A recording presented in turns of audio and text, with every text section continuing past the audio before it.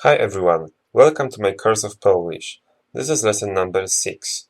In this lesson I'm gonna teach you the sound ły, but firstly let's check the homework. Repeat after me. Czy to jest auto? Tak, to jest auto. Czy to jest ogórek? Nie, to jest banan. Czy to jest córka? Nie, to jest żona. Czy to jest ucho? Tak, to jest ucho. Czy to jest cukier? Nie, to jest sól.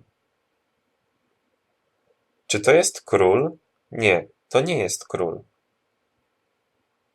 Czy to jest wujek? Tak, to jest wujek. Czy to jest córka? Tak, to jest córka.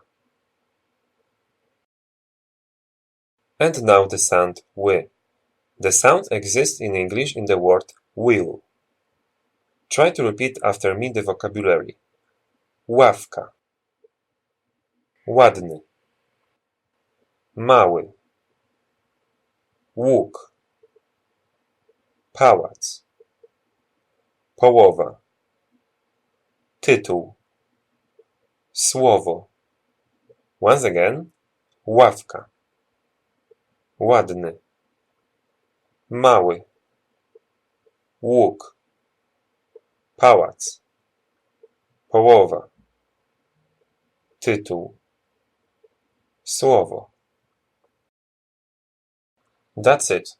To practice this sound, try to do the homework. Good luck!